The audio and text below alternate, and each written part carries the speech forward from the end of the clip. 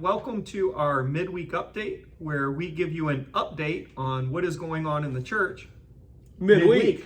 Yeah, so we are back. We're in different positions so that I don't look like a ventriloquist dummy hanging in the back. So I think our depth is a little better this time. So thank you all for your feedback so that we can improve these videos each week. That's right. And so, as always, we are going to start off with some announcements.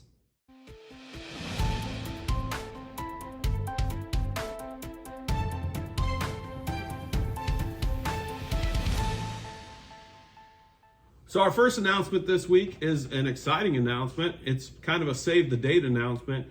As we have worked through this Discipleship Pathway series, we just finished talking about knowing ourselves. And one way that we can do that is through a camp out that we're going to have here at the church, June 10th, 11th, and 12th. It's open to everyone, and it's open to folks who don't necessarily want to participate in the camping portion as well. So everyone's welcome to come in and out throughout that weekend. Yeah, and I will confess that I hate camping. I'm probably going to have to camp because I'm going to have kids who want to. But the idea of sleeping outside when I could sleep inside is just not something that I'm really all about.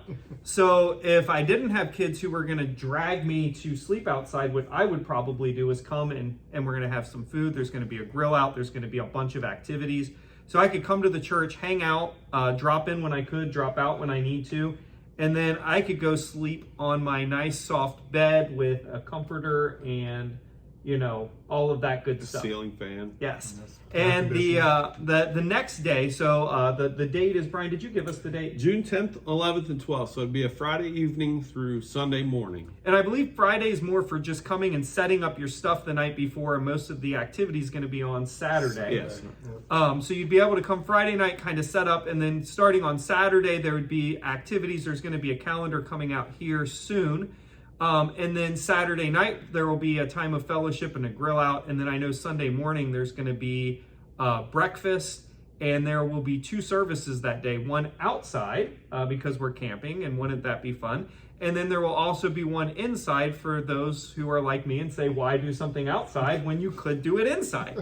And so we're going to have something for everybody. But the important thing is to mark your calendars for June 10th, 11th, and 12th. It's going to be a great time. And It's going to be a time where we can come together and just get to know each other a little bit more. Yep, and the key is really the 11th and the 12th. The 10th is just set up. Yeah, we just get together, have a lot of fun together, and just grow in fellowship together. Wonderful. And what other announcements do we have, Brian? So another announcement that we have this week is the Lenten Intergenerational Worship is happening again this evening here at the church. Pizza will be served 5:15 to 5:45. Worship time will be from 6 to 6:30. And 412 programming will take place from 6:30 to 7. Yep. And those have been really good. I've enjoyed the worship. Yeah, they seem to be well attended, and it's nice to see folks of a varying age come together and enjoy dinner and just spend time with each other. Yeah, the dinner has, I think, been the best part of the evening for me. Yeah. It's been just great getting to talk to people and eat. So make sure to check that out.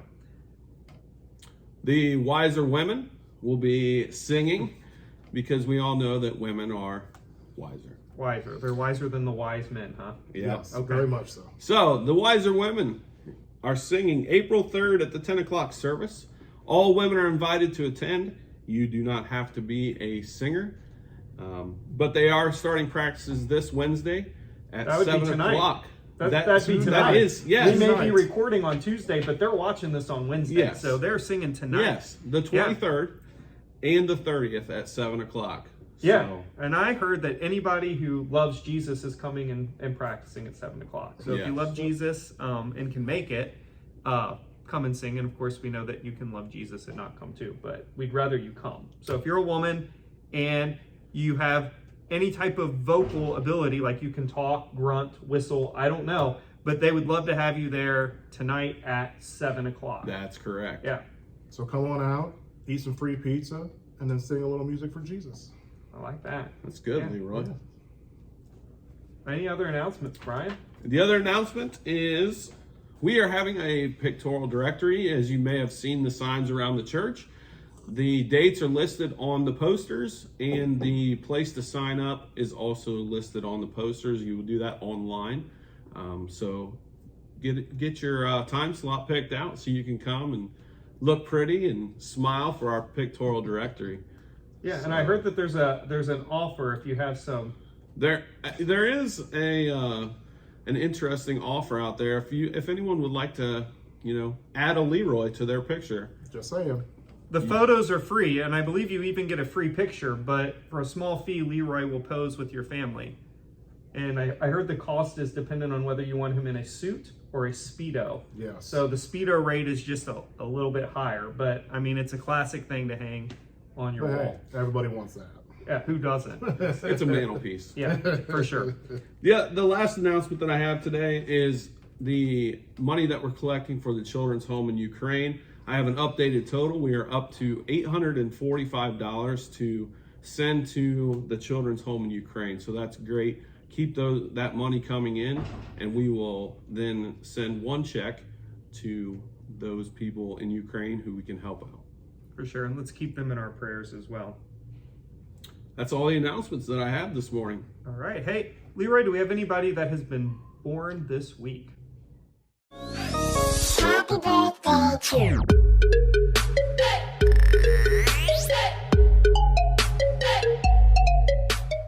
Yes, this week we have Susan Myers, Aaron Steiger, Phil Metz, Vicky Bush, Lois Clark, Pam Martin, and Sarah Bill.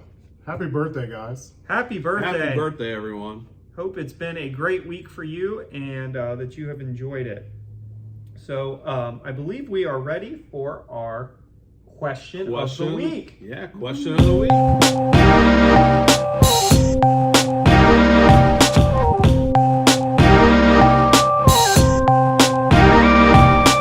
So our question this week, and we've gotten a few of them. There was one that was a little bit complicated, so we're going to push that off for a couple weeks. We're going to need some time to do some research. But one of the questions that we got this week I thought was really good because it ties right into what we're talking about this week in our small groups, which is knowing ourselves. And it says this, it says, I often hear people say that Jesus knows their heart. This is usually in defense of an individual that either doesn't or no longer goes to a church, or isn't in a relationship with Christ, or the person has enough on their plate already, or because they think that they're a good and kind person. Keeping their best interest at heart and loving our neighbor as we love ourselves, what are your thoughts and how should we respond? Or should we even respond? Well, I think that that's a great question. So I hear this a lot too, like God knows my heart. Or the version that I often hear is, I find God on the fishing boat or on the golf course or on the whatever. And certainly I think you can. There's nothing wrong with missing 1 week of church to go fishing and recharge your batteries and be with your family. Nobody's saying you have to be here 52 out of 52 weeks. But that is very different than somebody who always finds God on the fishing boat and completely neglects the priorities that Christ gives us. And so I'm thinking of the 2nd chapter of John. Jesus says some things about the human heart. And he says this, he says, Now while he was in Jerusalem, Jesus was in Jerusalem, at the Passover festival, many people saw the signs that he was performing and believed in his name. So these were believers. These would be people that we'd say, hey, yeah, they're a member of First United Methodist Church. Right. But Jesus would not entrust himself to them because he knew all people. He did not need any testimony about mankind, for he knew what was in each person. Or in some places it says he knows what's in man's heart. And if you jump to the book of Revelation and read the first few chapters, you see Jesus, he's speaking to these 7 churches. And in each church, he doesn't say, I know your heart or I know your motivations. In each case, he says, I know your works. Because really at the heart, when we talk about a church, we can have all the motivation in the world to do things. And if we don't actually do it, are we really showing the world the love of Christ? And so I think when people say God knows my heart, many times what they're saying is, I'm already doing pretty good on my own. And Jesus says, no, you're not good on your own. Right. In fact, without me, you can't even do a good work. And so my response to them would be, I'm sure God does know your heart, but do you know your own heart? And do you know where you stand without God? And I think I would follow that up with it, contextually speaking, another question. How would anyone know about God without the church? And if knowing God is important and you think that God knows your heart and that's important that he does, then why aren't you a part of the effort to help more people know God? If he's really changed your life so much, wouldn't you want to share it?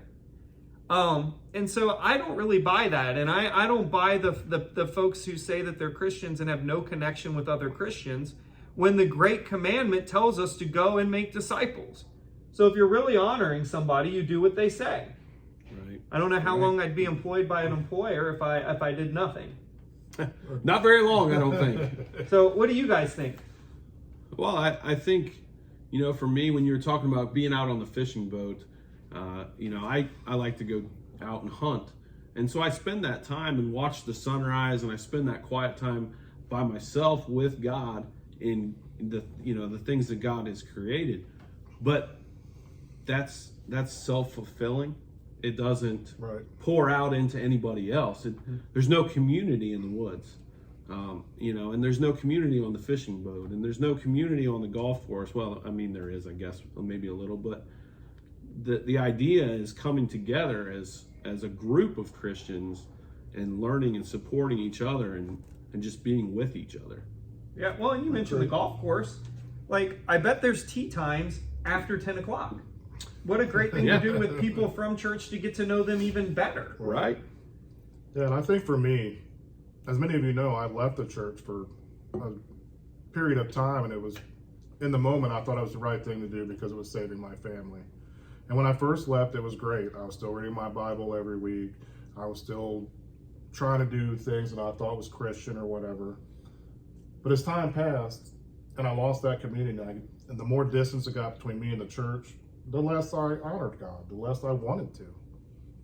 And then coming back into the church, I have felt that in reverse. Yeah, and I think, I love the last part of this question, should we respond to them? And I think the answer is absolutely yes. Mm-hmm. I mean, I would hope that if I said, hey, I'm planning on taking a vacation to the eastern part of Ukraine here soon, that somebody who cares about me would say, do you know what's going on there? Right. That might not, it's a dangerous place for you to go. And I'm not trying to trivialize something really serious in the world. In fact, I'm using that example intentionally. Because for someone to fall away from God is a really dangerous place for them to be. And the way that we stay connected to God, or one of the ways that we stay connected to God, and I think it's the primary way that he designed, is to be in Christian community. It's throughout the scriptures. And so if someone's telling me they're not connected to the family of faith, I'm saying you're in a bad place and you really need to think about what you're doing. Yeah, I think, taking that, what's going on in Ukraine, taking that example, I mean, it's easier to fight a battle when you have a group of people.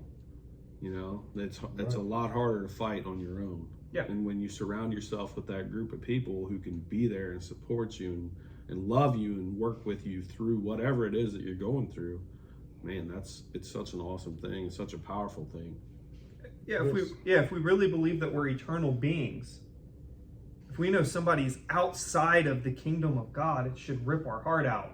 And we owe them enough to think, if they really do think that they're okay in this place, we need to say, that's not how God designed us to be. There's something better over here. It's not trying to scare them into the church. That's not what I'm saying. It's trying to say there's such a depth of relationship with other people and with God, you got to come over here and check it out. I agree. I mean, coming into this church as a new member, by the second week I was passing out bulletins because I just wanted to be a part of it. I saw something I enjoyed. I saw people loving each other, and I wanted to be a part of that. So I dove into that. And as soon as that's gone, it's like you're in darkness. It's not worth it. Yeah. So I would encourage everyone, as we're talking about knowing ourselves, if you know somebody who's not connected to the church, maybe they were at some point, or somebody who thinks they're a Christian but they never really went to church, invite them to church with you. We just gave you the save the date for a camp out. What a non-threatening way to invite people who maybe don't know Jesus to just come and hang out. I mean, I don't think we can really tell people about Jesus till we earn the right to tell them. I mean, we got to build those relationships with them and show them the goodness of God through the goodness that we show to each other. Yeah, for sure. Definitely. All right, well, do you guys have anything else that you want to share before we sign off today?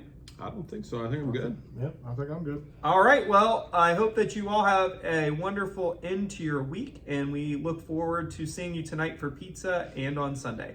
God bless. Have a great week. See you later.